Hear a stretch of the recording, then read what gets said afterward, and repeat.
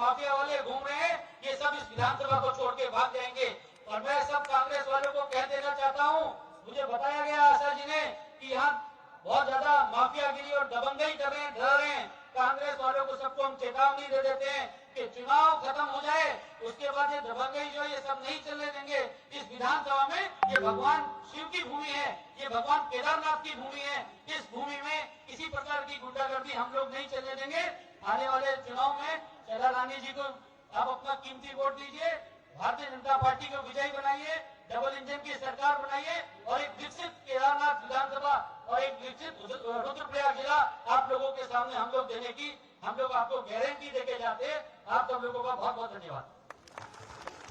भारत माता की, भारत माता की। हमारे बीच सीमांचल से प्रवासी कार्यकर्ता सुनील शर्मा जी, बलबीर ठाकुर जी, शशिभूषण ठाकुर जी, भूपेश धीमान जी, तीर्थेश्वर तीर्थ जी हमारे बीच हैं। तीर्थानंद जी शर्मा, आपका बहुत बहुत धन्यवाद। अब मैं माननीय राष्ट्रीय अध्यक्ष जी से आग्रह करूंगा, आदरणीय राष्ट्रीय अध्यक्ष, कि आप हम सबको मार्गदर्शन के। भारत माता की, भारत माता की। जगत प्रसाद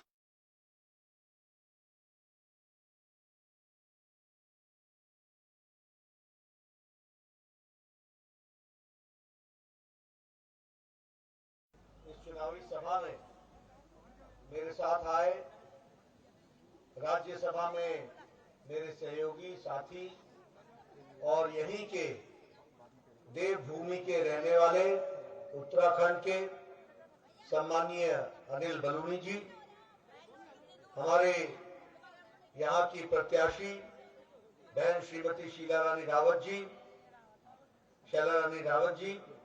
हमारे अपने यहाँ के जिला अध्यक्ष दिनेश उनियाल जी, हमारे पूर्व में प्रत्याशी और पूर्व विधायक श्रीमती आशा नौटियाल जी, हमारे अजेंद्र अजय जी, अध्यक्ष बद्रीनाथ केदारनाथ मंदिर समिति के, श्री वाचस्पति जी, श्री चंद्री प्रसाद भट्ट जी, श्रीमती अमर देवी जी, अशोक खत्री जी, श्रीमती अरुणा जी, श्री विजय राणा जी, श्री जेपी सकलानी जी, सम्मानित मंच और यहाँ इतनी बड़ी संख्या में एकत्र आए देवी और सज्जनों, हमारे युवा साथियों और मीडिया के मेरे साथी, प्रिंट मीडिया और इलेक्ट्रॉनिक मीडिया के साथी, मेरा ये सौभाग्य है कि आज मुझे इस पवित्र भूमि पर आने का मौका मिला और आप सबके दर्शन करने का मौका मिला। भोलेनाथ जी की धरती पर आने का सौभाग्य प्राप्त हुआ, जहां मंदाकिनी नदी विराजती हो, ऐसे प्रमुख स्थान पर आने का मुझे मौका मिला। मैं ऐसी धरती को नमन करता हूं और यहाँ के देवी और सज्जनों को नमन करता हूं। यह देवभूमि भी है और वीर भूमि भी है। देवता यहाँ बसते हैं और देवताओं के आशीर्वाद से, आप सबके सहयोग से एक नई दृष्टि और दिशा लेकर के हम सब लोग अपनी संस्कृति की रक्षा करते हुए आगे बढ़ते हैं।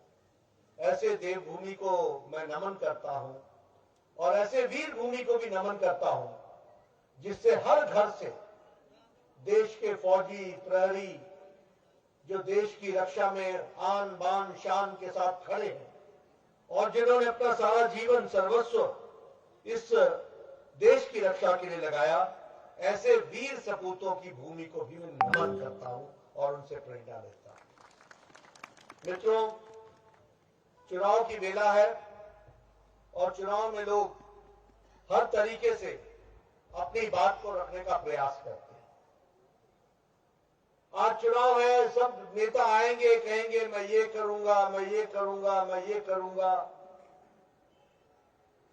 जनता के बीच में जाते समय आप एक बात जरूर कहिए, कभी किसी को क्या करेगा इसके आधार पर वोट मत दो, क्योंकि चुनाव में 4 दिन के लुभावने नारे तो सब दे देंगे। किसी को भी तय करना हो तो उसका तय करने का आधार ये होना चाहिए कि उस नेता, उस पार्टी ने पीछे क्या किया है, वही तय करेगा कि वो आगे क्या करने वाला है। इसको हमको याद रखना चाहिए। आप जब रिश्ता करने जाते हो तो क्या पता करते हो कि परिवार का खानदान क्या है? ये तो नहीं पता करते हो कि ये आगे क्या करने वाला है। आप हमेशा पता करते हो कि इसका खानदान कैसा है, कैसा चाल चलन है, क्या है, आगे क्या करेगा। और भारतीय जनता पार्टी में मैं दावे के साथ बोल सकता हूं कि आप दम के साथ कह सकते हो कि हमारा जो पीछे हम लोगों ने काम किया है उसी आधार पर हमको आगे भी आप काम करने का मौका दीजिए, ये हम आधार के रूप में आपको बताना चाहते हैं। मित्रों, जब मैं ये बात कहता हूं तो आपने देखा होगा कि हर नेता जो यहां से खड़ा होता है बीजेपी का, वह अपने रिपोर्ट कार्ड की बात करता है, अपने पार्टी के रिपोर्ट कार्ड की बात करता है। कभी आपने कांग्रेस पार्टी को रिपोर्ट कार्ड रखते देखा है क्या? कभी देखा क्या? कभी उन्होंने बात की कि हम ये किया, हमने ये किया, हमने ये किया? वो हमेशा क्या बात करते हैं? देखो, कैंडिडेट नदी के इस पार का है, उस पार वाले वोट देंगे नहीं, इस पार वाले को संभाल लो। वहां जाकर के बोलेंगे वो उस पार का है इसलिए इधर का ध्यान रखना। यानी नदी के बीच में भी झगड़ा लगाएंगे, गांव गांव का झगड़ा लगाएंगे, भाई भाई का झगड़ा लगाएंगे, जाति जाति का झगड़ा लगाएंगे और समाज को बांट करके वोट लेंगे। ये कांग्रेस का तरीका है। और हमारा तरीका क्या है? न हम जाति पूछते हैं, न हम इलाका पूछते हैं। हम पूछते हैं तो वो इंसान है, वो उत्तराखंडी है, उसका विकास करना हमारा काम है। इस बात को लेकर के हम चलते हैं। सबका साथ, सबका विकास, सबका विश्वास, सबका प्रयास।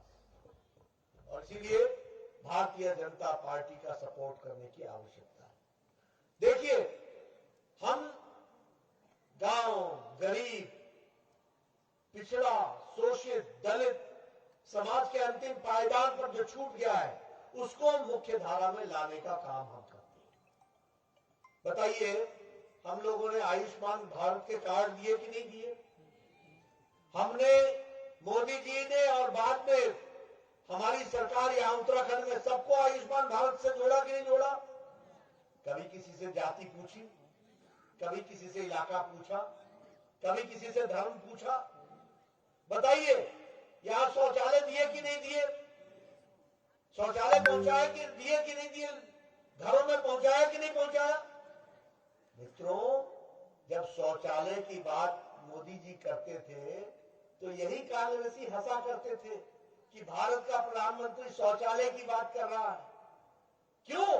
क्योंकि ये कांग्रेसी नेता चांदी के चम्मच लेकर के पैदा हुए थे। इनको गरीबी नहीं मालूम थी, इनको आम आदमी नहीं मालूम था। ये मखौल उठाते थे। और आज 11 करोड़ शौचालय बनाए हैं और 11 करोड़ शौचालय देकर के महिलाओं की इज्जत, घर देकर के महिलाओं की इज्जत की रक्षा की है तो मोदी जी ने की है। ये भी हमको याद रखना चाहिए। और आपके यहां भी ये संख्या कम नहीं है, 20 लाख से ज्यादा है। 20 लाख इज्जत घर बने। अब कोई गांव नहीं रह गया जहां महिलाएं बाहर जाती हो, कोई गांव ऐसा नहीं रह गया जहां बच्चे बाहर जाते हो। हर को घर में इज्जत घर है, शौचालय है, इज्जत के साथ रहने का मौका दिया तो मोदी जी ने दिया है। ये हमको ध्यान में रखना है। मित्रों, अगर मैं आपसे बात करूं सामाजिक दृष्टि से इस विकास के लिए, अब आप लोग सब लोग जिसको बोलते हैं कि गांव से आते हैं, हमारे यहां गांव में क्या होता था? पहले बहनें सुबह उठ करके लकड़ी काटने जाती थी कि नहीं जाती थी? सुबह सुबह उठ करके फिर लकड़ी ला करके चूल्हा जला करके फिर पतिदेव को चाय देती थी और भोजन तैयार करती थी। आजकल क्या है, उज्ज्वला के कारण गैस का कनेक्शन, हाथ में लाइटर, तक से दबाया, चूल्हा जलाया, 5 मिनट में पतिदेव को चाय पिलाया, तैयार किया, उसको भेजा ताकि वो जाके कमा कर लाए। यह आज परिवर्तन आया है। इसकी संख्या कितनी है? 10 करोड़। और आपके यहां भी 36 लाख के आसपास लोग हैं जिनको गैस का कनेक्शन दिया गया, उनको गैस पहुंचाई गई। तो एक तरीके से एक नए विकास की कहानी लिखी गई। सौभाग्य योजना, घर घर बिजली, गांव में बिजली, पहुंची है कि नहीं पहुंची है? गांव गांव बिजली पहुंची कि नहीं पहुंची? मेरे जमाने में जब मैं एमएलए होता तो मैं पहाड़ से ही आता हूं। मेरे जमाने में जब एमएलए होता था तो गांव में जूनियर इंजीनियर जो होता है ना, यहाँ शायद असिस्टेंट इंजीनियर बोलते हैं, जेई बोलते हैं, यहाँ भी जेई बोलते हैं, तो हमारे यहाँ भी वही जेई होता था। तो जेई को जब बोलता था गांव वाला कि बिजली लगा दो, तो बोलता था हट, बिजली लेने आ गए, तार है तेरे पास? जैसे तार व्यक्ति को देनी है, गांव की बात सुना रहा हूं। फिर बोलता था अच्छा बोल कितने तार लगेगी? बोले 200 मीटर लगेगी। ऐसा कर 100 मीटर का तू इंतजाम कर, 100 मीटर मैं दूंगा। जैसे 100 मीटर का एहसान मारता था। और फिर क्या कहता था, गांव वालों को बोल देना 3 खंबे लगेंगे, खंबा उठा करके ले जाए स्टोर से। यानी सारा गांव आए, खंबा उठाए, खंबा उठा करके ले जाए, तब जाके किसी गरीब के यहां बिजली पहुंचती थी। आज क्या है? मोदी जी के द्वारा सौभाग्य योजना। आज फॉर्म भरो, 10 दिन के अंदर बिजली खंबा सब समेत मीटर के साथ आपकी बिजली लगेगी। यह परिवर्तन आया। बोलो मैं गांव की बात सही बोल रहा हूं कि नहीं बोल रहा हूं? बोलो मैंने ठीक बोल रहा हूं कि नहीं बोल रहा हूं? सच बोल रहा हूं कि नहीं बोल रहा हूं? यह है गांव की बदलती तस्वीर, जिसको हमको ध्यान में रखना चाहिए। आयुष्मान भारत का कार्ड बन गया, आप जहां जाओ जाके अपना इलाज करा लो। 5 लाख रुपए हर साल। इस साल का 5 लाख छोड़ के फिर अगले साल नया 5 लाख रुपए। 2021-22 में अलग, 2022-23 में अलग 5 लाख आपको। किसके लिए? गंभीर बीमारी के लिए। पहले अगर गांव में किसी को कैंसर हो जाए तो जमीन बिक जाती थी, गांव में घर बिक जाता था। ठीक बोलता हूं कि नहीं बोलता हूं? आज चाहे हार्ट का ऑपरेशन कराना हो, चाहे किडनी का ऑपरेशन कराना हो, चाहे कैंसर का इलाज कराना हो, 5 लाख रुपए सालाना हर परिवार के लिए। और यहां पर पुष्कर सिंह धामी ने हर व्यक्ति के लिए ये 5 लाख रुपए की व्यवस्था की है, परिवार की व्यवस्था की है। ये आप समझिए। बोलो ये अंतर आया कि नहीं आया? आपके सामने भारतीय जनता पार्टी का राष्ट्रीय अध्यक्ष रिपोर्ट कार्ड रख रहा है कि नहीं रख रहा है? ये हमको समझना चाहिए, इसको हमको ध्यान में रख करके अपने विकास की कहानी को आगे बढ़ाना चाहिए और उसी चीज को समझ करके अपने आप को चलने की जरूरत है। ये मैं आपसे निवेदन कर रहा है। मित्रों, जहां तक इस क्षेत्र का सवाल है, ये तो मोदी जी का क्षेत्र है। ये तो प्रधानमंत्री जी जितना प्यार इस इलाके को करते हैं और जितना अपने आप को यहां से जोड़ के देखते हैं, उतना कोई पवित्र स्थान नहीं है जो वो स्थान को अपना मानते हैं। और इस स्थान के विकास के लिए, केदारनाथ के विकास के लिए पहले 260 करोड़ रुपए फर्स्ट फेज में, दूसरे फेज में 220 करोड़ रुपए, यानी विकास के लिए एक नया आयाम लिखा जा रहा है, जिसको आगे बढ़ाने की कोशिश की जा रही है। उसी तरीके से हमारे यहाँ जो इंफ्रास्ट्रक्चर के प्रोजेक्ट्स हैं, लगभग 130 करोड़ के प्रोजेक्ट्स हैं जो बन रहे हैं, जिस पर काम चल रहा है। ये कांग्रेस को कभी समझ में नहीं आएगा। ये जो त्रासदी हुई थी, आप बताइए, उसमें भी लोगों ने, कांग्रेस के लोगों ने मलाई खाई थी कि नहीं खाई थी? और सब कुछ छोड़ दिया था, उजड़ गया था। इसको ठीक ढंग से फिर से स्थापित करने का काम मोदी जी ने किया कि नहीं किया? एक विकास की एक नई कहानी लिखी गई है। और इसलिए मैं आप लोगों से कहना चाहता हूं, अब ये 4 धाम का रोड बन करके तैयार हो रहा है। मित्रों, ये सड़क नहीं है, ये हाईवे नहीं है, ये विकास की गंगा है, ये विकास का प्रारूप है, जिससे विकास आगे आने वाला है। इसको हमको याद रखना चाहिए। 900 किलोमीटर की सड़क, 12,000 करोड़ रुपए खर्च हो रहे, 4 धाम को जोड़ेगा, केदारनाथ जुड़ेगा, यमुनोत्री गंगोत्री जुड़ेगी, 12,000 करोड़ रुपए खर्च हो रहे। यह विकास की नई कहानी है, जिसको हम आगे बढ़ा रहे हैं। और उससे टूरिज्म भी बढ़ेगा, यहाँ की आर्थिक स्थिति भी बढ़ेगी, एम्प्लॉयमेंट भी बढ़ेगा। अभी ऋषिकेश कर्णप्रयाग रेलवे लाइन, इसका भी काम शुरू हो गया। अब ये आपको सीधे लाभ पहुंचाने वाला है कि नहीं है? आप बताइए, सीधे लाभ पहुंचाने वाला है कि नहीं है? एक दृष्टि से विकास की एक नई कहानी लिख रहा है। आज हॉस्पिटल की बात हो रही है। आप पहले दिल्ली जाते थे इलाज करने के लिए, आज ऋषिकेश में all India institute of medical sciences बनाया कि नहीं बनाया? उधम सिंह नगर में एक नया सैटेलाइट सेंटर बन रहा है कि नहीं बन रहा है, और सड़कों का जाल बिछ रहा है, विकास के लिए नई कहानी लिखी जा रही है। यहां भी आपके यहाँ हॉस्पिटल के निर्माण और बाकी सब चीजों पर खर्च हो रहा है। ये विकास की कहानी है और इस विकास की कहानी में आपको अपने आप को जोड़ना है और आपको जोड़ करके देखने की जरूरत है। ऐसा मैं आपसे निवेदन करने आया हूं। मित्रों, मुझे बताया गया प्रधानमंत्री किसान सम्मान निधि में यहाँ पर लगभग 1400 करोड़ रुपए खर्च हुए हैं और 9 लाख किसानों को यह प्रधानमंत्री किसान सम्मान निधि पहुंचाई गई है। उसी तरीके से सैन्य धाम, अब मैं सैन्य धाम की अगर मैं बात करूं तो कभी फौजियों के लिए सोचा था किसी ने? ये प्रधानमंत्री मोदी जी को और पुष्कर सिंह धामी जी को का इंतजार करना पड़ा कि सैन्य धाम बनेगा उत्तराखंड में, जहां से हर घर से एक न एक देश का प्रहरी खड़ा होता हो, वहां सैन्य धाम न हो। और आज सैन्य धाम बन करके तैयार हो रहा है, इसको भी हमको याद रखना चाहिए। यहाँ फौजी भाई होंगे, 1 रैंक 1 पेंशन, कब ये डिमांड उठी थी? ये डिमांड उठी थी जब आप लोगों में से बहुत से लोग फौज की नौकरी में गए भी नहीं होंगे।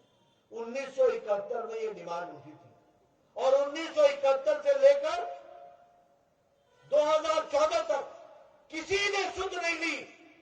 ये मोदी जी थे जिन्होंने 1 रैंक 1 पेंशन देकर के 48,000 करोड़ रुपए फौजियों के घर में पहुंचाया और उत्तराखंड में भी 1,16,000 फौजियों को ओआरओपी से 1 रैंक 1 पेंशन से जोड़ करके आगे देखा। इस बात को आपको याद रखना। मित्रों, अभी कांग्रेस के नेता राहुल गांधी कह रहे थे कि हेलीकॉप्टर खरीदने से, जहाज खरीदने से, टैंक खरीदने से, राइफल खरीदने से देश मजबूत नहीं होता। एक पूर्व रक्षा कांग्रेसी मंत्री ए.के. एंटनी कह रहे थे कि हम इसको कबूल करना होगा। उन्होंने पार्लियामेंट में कहा, मैं कबूल करता हूं कि हम ध्यान नहीं दे पाए। चाइना ने अपने स्थान पर अच्छा इंफ्रास्ट्रक्चर बना लिया है, अच्छी सड़कें बना ली हैं, अच्छा सब कुछ बना लिया है, लेकिन हम नहीं बना पाए। ये उन्होंने कबूल किया। यानी देश को कहां ले जा रहे थे ये लोग? बोलो, ऐसे लोगों को देश देना है क्या? ऐसे लोगों को प्रदेश देना है क्या? कहां ले जा रहे थे देश?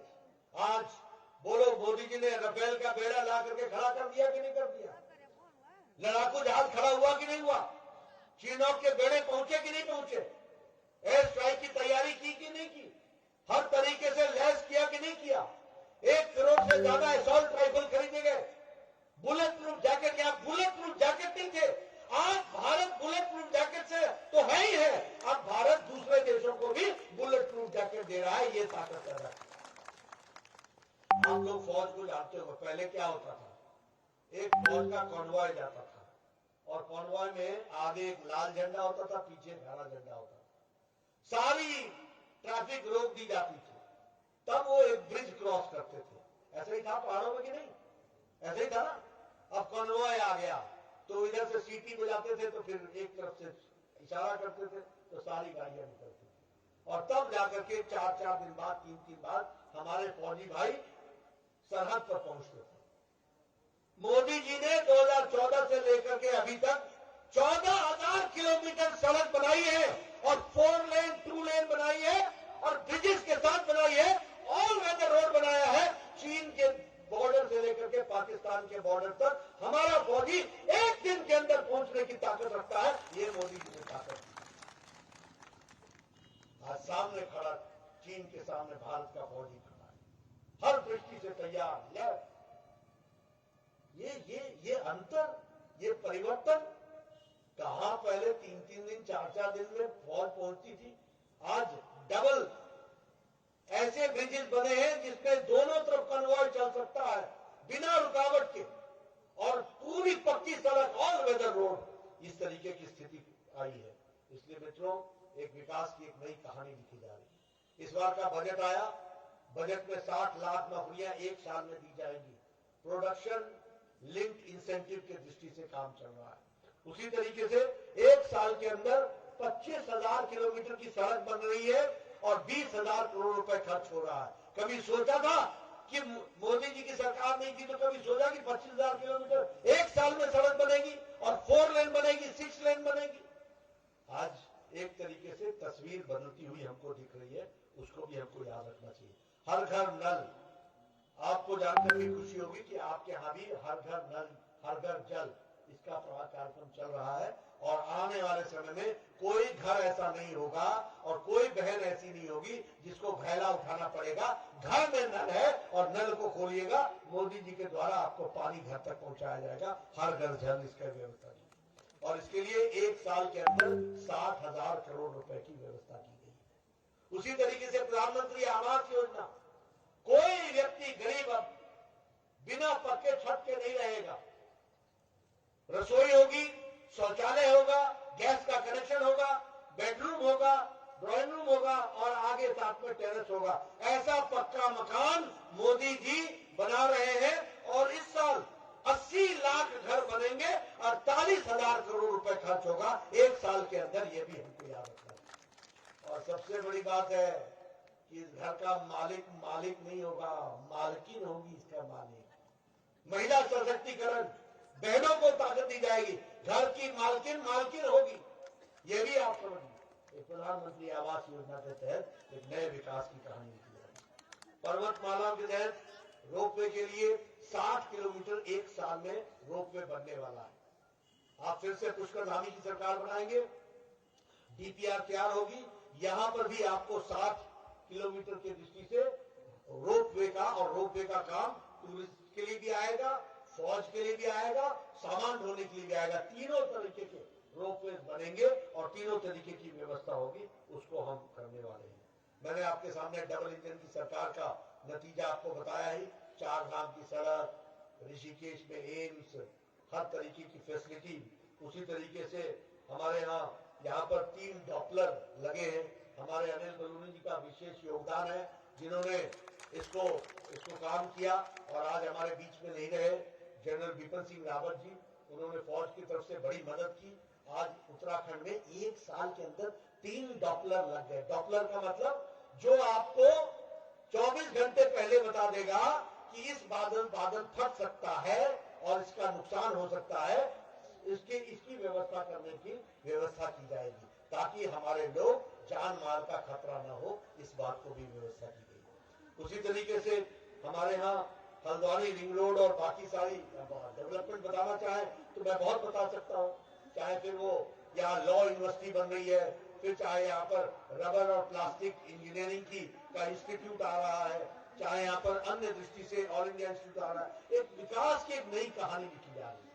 और मित्रों, जहां से मोदी जी को इतना प्यार हो और जब मोदी जी ने कहा कि अगला दशक उत्तराखंड का दशक है, तो याद रखना मोदी जी की कही हुई बात, उसकी गहराई होती है, उसमें एक दिशा होती है, उसमें एक दृष्टि होती है। और उन्होंने कहा है तो याद रखना अगला दशक उत्तराखंड को एक नई छलांग के साथ दिखेगा। ये भी मैं आपको विश्वास के साथ कहना चाहता हूं। इसलिए मित्रों, आप सबसे मेरा निवेदन है कि आप भारतीय जनता पार्टी के कार्यकर्ताओं को, हमारे अपने सभी लोगों को भारतीय जनता पार्टी को स्थान स्थान पर चुनाव जिताए। हमारी प्रत्याशी शैला रानी जी हैं। आपको मालूम है कि सब लोग हर समय हर एक तरीके से आपकी सेवा में लगी रहती है। भारतीय जनता पार्टी सभी लोगों की चिंता करने वाली है। आप इनकी चिंता कीजिए, बाकी चिंता मैं करूंगा, ये मैं आपको जरूर बताना चाहता हूं। उसी तरीके से हमारी जो पूर्व प्रत्याशी भी नहीं है, सबको हम संभाल करके आगे लेकर के मुख्य धारा में चलने वाले लोग हैं।